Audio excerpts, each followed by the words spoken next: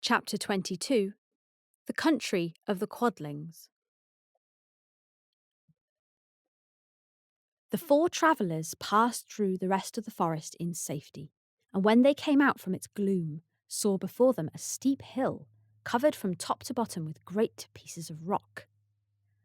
"That will be a hard climb," said the Scarecrow. "But we must get over the hill, nevertheless."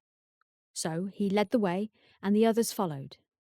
They had nearly reached the first rock when they heard a rough voice cry out, "Keep back!" "Who are you?" asked the Scarecrow.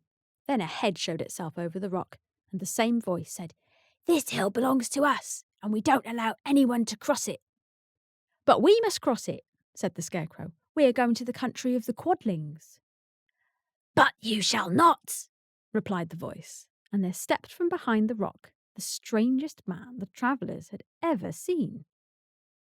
He was quite short and stout and had a big head which was flat at the top and supported by a thick neck full of wrinkles.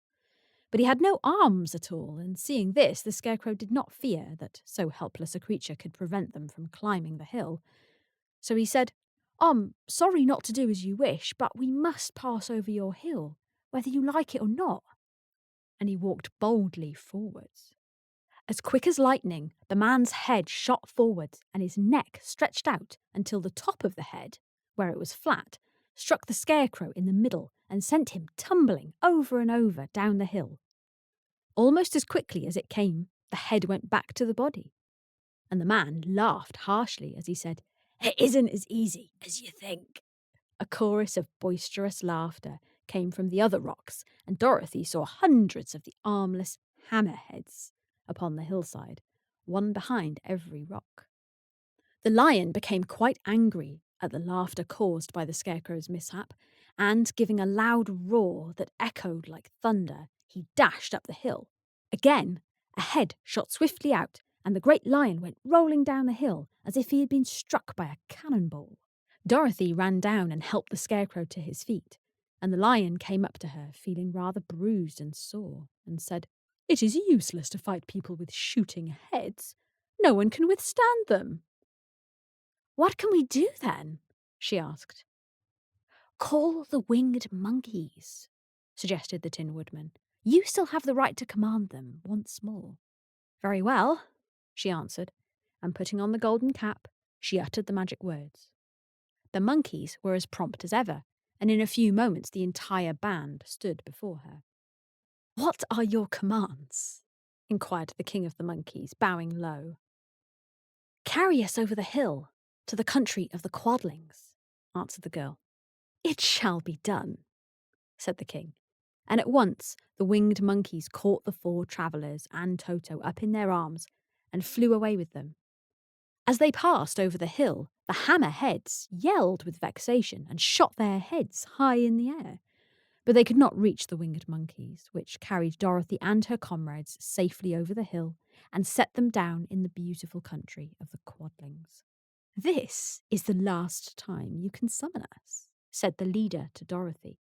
"So, goodbye, and good luck to you." "Goodbye, and thank you very much," returned the girl, and the monkeys rose into the air and were out of sight in a twinkling. The country of the Quadlings seemed rich and happy.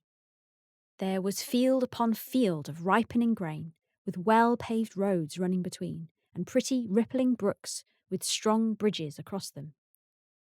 The fences and houses and bridges were all painted bright red, just as they had been painted yellow in the country of the Winkies and blue in the country of the Munchkins.